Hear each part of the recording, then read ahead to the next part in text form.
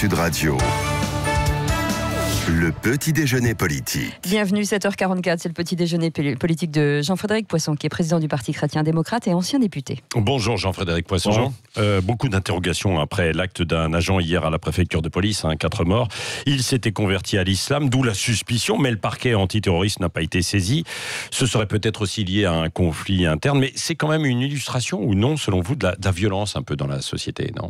Il est probable que le climat qu'on a connu dans les organisations professionnelles il y a encore une quinzaine d'années, qui était quand même plus facile à vivre au quotidien, qui était capable d'absorber toutes ces tensions personnelles et de ne pas déboucher sur des drames, est en train d'évoluer. Je suis frappé, moi, de la différence que je vois entre la brutalité qu'on voit dans beaucoup d'organisations de travail aujourd'hui par rapport à ce que j'ai connu quand j'ai commencé ma vie professionnelle il y a un quart de siècle. Il n'y a plus d'édredons, il n'y a plus d'amortisseurs, il n'y a plus tout ça. Ouais. Les conditions ou les possibilités ou la possibilité, oui, la probabilité de passer à l'acte pour quelqu'un qui est dérangé d'une manière ou d'une autre est plus forte aujourd'hui qu'il y a quelque temps. Ça peut s'illustrer par des épisodes comme celui d'hier. Maintenant, attendons de voir comment l'enquête va se dérouler, parce qu'on est loin d'avoir encore très bien compris ce qui s'est passé. Absolument. Est-ce que justement ce n'est pas dangereux aussi de tenir des discours aussi violents que celui tenu par Éric Zemmour samedi dernier ? La question n'est pas de savoir si c'est dangereux, la question est de savoir si c'est vrai ou pas. Ça, c'est la première question. Quand Éric Zemmour dit en substance « l'immigration aggrave les problèmes de la France et l'islamisation aggrave les problèmes de l'immigration », est-ce que c'est vrai ou est-ce que c'est pas vrai ? Moi, j'ai tendance à considérer que c'est plutôt vrai. Ouais. Et que, effectivement, il faut regarder avec attention toute cette islamisation qui est en train de gagner la France petit à petit et qui permet aussi ou qui légitime un certain nombre d'actes violents qui sont liés à oui, mais l'expansion quand il parle après de guerre d'extermination visant l'homme blanc, etc., là, il n'en rajoute pas un petit peu. Et pour des gens qui sont comme ça, peut-être fragiles psychologiquement, ça peut avoir un impact. Oui, quoi, enfin, non ça, vous savez, c'est toujours pareil. Oui, mais c'est une vieille tradition de la Grèce antique de tuer le messager plutôt que le messager de la mauvaise nouvelle. D'accord, mais vous l'avez dit vous-même, il n'y a plus d'édredons. Donc, non, mais il n'y a plus d'édredons, c'est vrai, mais c'est pas pour ça qu'il faut s'empêcher de dire les choses telles qu'elles sont. Oui, mais il ne faut peut-être pas tenir un discours et un vocabulaire guerrier, non ? Le vocabulaire guerrier, c'est pas nous qui le tenons. Là, c'était Éric Zemmour. Vous étiez à la convention de ces droites. Oui, absolument, j'y étais. Oui. Et j'ai écouté attentivement et en détail son... Quand même, vous n'avez pas été un peu choqué ? Non, parce que je connais Éric Zemmour depuis longtemps. C'est pas la première fois qu'il dit ce genre de choses, et en tout cas il les pense sincèrement. Et moi j'ai fait le constat par ailleurs, pour beaucoup travailler sur ces questions liées à l'islam et à l'expansion islamique. Je sais que ces messages existent, je sais qu'ils sont relayés en France par des tas de gens, je sais ce qui se dit dans un certain nombre de mosquées en France, et je vois bien que cette violence-là n'est pas complètement à l'écart de l'islamisation. En lui donnant un tel écho, on généralise davantage, non ? Mais cher monsieur, encore une fois, ce ne sont pas les Français qui sont responsables de ce climat que portent avec eux un certain nombre d'islamistes qui en veulent à notre pays et qui en veulent à nos concitoyens. Donc il faut dire qu'ils existent, il faut les dénoncer, il faut appeler aussi tout le monde à sa responsabilité par rapport à ce phénomène. Oui. Qu'est-ce que vous en avez retiré, vous, de cette convention de la droite ? Le fait que, décidément, il est temps que les débats, les discussions que nous avons, qui ne sont pas exemptes d'ailleurs de nuances ou de divergences ou de différences d'appréciation, débouchent sur une organisation politique. La vertu de cette convention, c'est qu'elle s'est tenue et que elle permet à des personnes d'horizons très très différents de venir échanger sur des idées et d'exprimer à la fois droite des points ou pas d'extrême droite, si vous voulez, oui. Mais quelle importance quelle importance Les mots ont quand même, Jean-Frédéric Poisson, une importance. Mais vous êtes prêt à travailler avec des gens qui se disent clairement d'extrême droite ou pas ? Je ne sais pas très bien ce que c'est, moi. Non, je ne sais pas très bien ce que c'est. J'attends d'ailleurs qu'on m'en donne une définition. C'est comme populisme. Vous savez, il y a des mots comme ça qui traînent dans le paysage public et dont on a du mal quand même à définir les contours. Moi, ce qui m'intéresse, c'est pas d'où les gens viennent, c'est ce qu'ils sont prêts à faire pour le pays. Et je vois bien que il y a des intentions partagées, c'est vrai, encore une fois des nuances et des divergences, il faut les assumer. Maintenant, il faut que tout cela s'incarne dans une organisation politique, un projet politique et un agenda commun. C'est ce qui manque aujourd'hui pour que tout ça soit organisé. Oui, Jean-Frédéric Poisson, Marion Maréchal a dit qu'elle n'allait pas se présenter immédiatement pour faire de la politique, briguer un mandat présidentiel notamment. Vous estimez qu'elle aurait un avenir en politique ? C'est elle qui le sait, c'est pas moi. Oui. Non, mais vous l'avez entendu. C'est d'abord sa décision. C'est la position d'une jeune femme qui a une petite fille avec laquelle elle veut passer du temps, un projet professionnel, donc elle fait ce choix maintenant où elle Vous prend du temps regrettez pour qu'elle ne réfléchir. s'engage pas en politique totalement? Je regrette pas. C'est une décision très personnelle. Vous savez, c'est dépend aussi de la façon dont on envisage sa propre vie.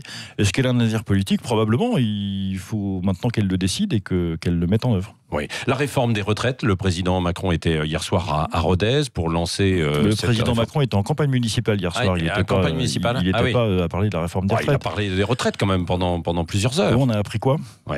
Que visiblement, il voulait quand même garder cet âge pivot à 62 ans. Hein. C'est bien ce qu'il a dit. Oui. C'est bien. Sur le reste, rien de nouveau. Sinon, on a compris qu'il voulait attaquer la pension de réversion, contrairement à ce qu'a dit le Premier ministre il y a quelques semaines. Les régimes spéciaux... rien n'est bouclé, il a dit. Rien. Non, mais bien sûr. Mais de toute façon, encore une fois, il nous a déjà fait le coup avec le grand débat.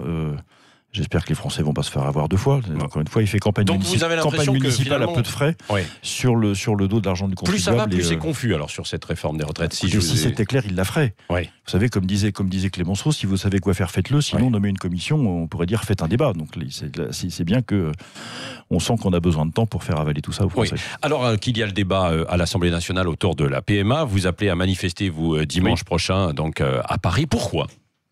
Parce que le mensonge d'État qui consiste à inscrire dans l'état civil d'un enfant qu'il n'a pas de père est un scandale, parce que cette espèce de folie de courir après l'artificiel, de donner le primat systématique sur la technique par rapport à la nature est quelque chose de dangereux.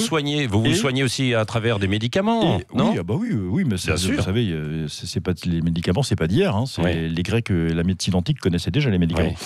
Et troisièmement, la perspective de légalisation des mères porteuses, il y a un amendement d'ailleurs cette nuit qui a été adopté visiblement par la majorité parlementaire, plus le fait que désormais les banques de gamètes, on peut confier les gamètes en vue de la procréation médicalement assistée à des établissements à but lucratif, ce qui était interdit jusqu'ici, ça dénote une marchandisation ou l'invention plutôt d'un marché de la procréation, ce qui est extrêmement dangereux.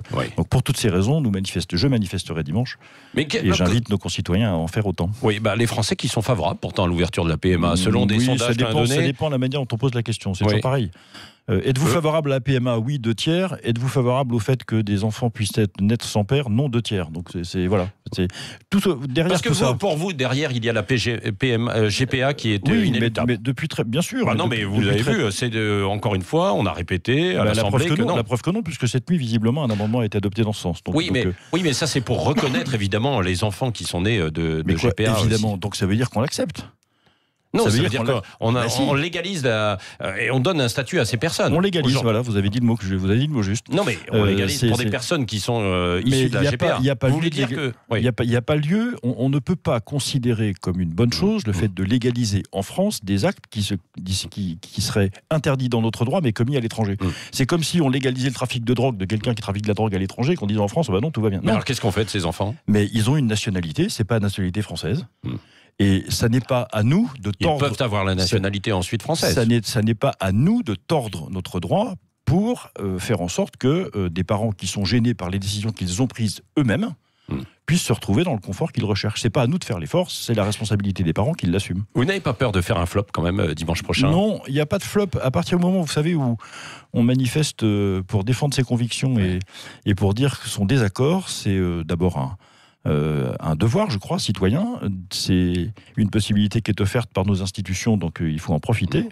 Et donc, moi, je crois très, très important, très nécessaire de dire à ce pouvoir exécutif qui est tentaculaire et qui est parfois délirant que tous les Français ne sont pas d'accord avec lui. Oui, vous regrettez qu'une partie de la droite, Bruno Retailleau, était à ce micro hier, il a dit qu'il n'appelait pas à manifester, ou alors même que l'Église n'appelle pas aussi à manifester. Ça, que l'Église n'appelle pas à manifester, c'est pas exactement son travail. Donc c'est pas choquant qu'elle n'ait pas... Quant aux responsables politiques de la droite parlementaire, que voulez-vous que je vous dise? Ils abandonnent petit à petit et de plus en plus la défense d'un certain nombre de thèses conservatrices qui devraient pourtant être le cœur de leur engagement politique. Il ne faut pas s'étonner qu'ils obtiennent les résultats qu'ils obtiennent. Oui. Jean-Frédéric Poisson, est-ce que vous avez entendu à l'Assemblée nationale Aurore Berger parler défendant la PMA? Non. Non. Alors, je vous propose d'écouter un petit extrait. Ni dans ce projet de loi, ni ici, ni aujourd'hui, ni demain, nous n'empêcherons de quelconque parent hétérosexuel de vouloir concevoir un enfant de manière charnelle. Personne n'empêchera des couples hétérosexuels de créer des familles de manière charnelle. Nous permettons juste à plus de Français de créer des familles et nous permettons à plus d'enfants de voir leur filiation être sécurisée. Voilà, c'est la députée Aurore Berger donc, qui a dit ça. Alors, il y a sans doute de l'ironie. C'est une blague, non, ou c'est... On ne sait pas, elle a dit de façon très sérieuse. Il y a probablement de l'ironie, mais qu'est-ce que ça suscite chez vous comme réaction? Je suis dépité. Oui. Je suis dépité. J'ai envie de lui dire merci, trop aimable. Qu'un député membre de la majorité, je crois qu'elle doit être plus ou moins plus porte-parole de son groupe, nous rappelle qu'effectivement nos libertés fondamentales vont être préservées, c'est gentil de le dire. Ouais. Mais deuxièmement, c'est absolument pas la question. Le sujet n'est pas là. Moi, je ne manifeste pas parce qu'on s'apprêterait à m'interdire quelque chose ou à me retirer quelque chose. C'est pas ça qui m'intéresse. Ma situation personnelle n'est pas mise en danger par la loi sur la PMA. Ouais. La fabrique d'orphelins par le droit, par la science, par la technique et par une forme de détournement de la médecine, ce qu'est cette technique de PMA pour toutes, est quelque chose qui est dangereux pour le corps social. Pas parce que ça me met en danger moi, mais symboliquement, ça dit qu'on est prêt à fabriquer une société dans laquelle on accepte que les enfants naissent sans père. Ce qui est grave, rien ne remplace un père. La loi ni la technique ne peuvent opérer ce remplacement. Le mot de la fin, Jean-Frédéric Poisson, avec Cécile de Ménibus. Il y a un certain nombre d'élus, une centaine d'élus de Rouen, de Seine-Maritime, qui interpellent le gouvernement, qui lui demandent de reconnaître cet incendie en catastrophe technologique avant la date du butoir du 15 octobre. Est-ce que vous êtes pour ? Si les conditions sont remplies, oui, bien sûr favorable. Je ne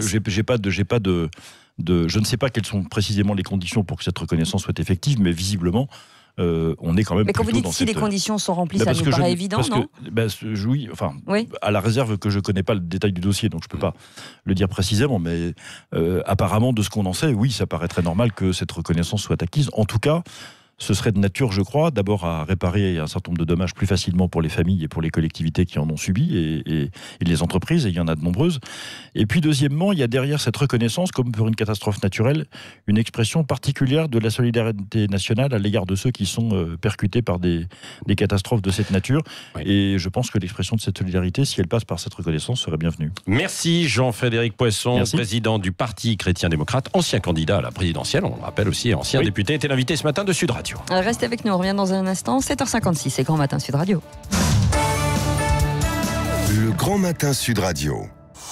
Sud Radio, vos animaux, Natacha Harry. Rendez-vous demain sur Animal Expo au Parc Floral de Paris. Et oui, nous ferons notre émission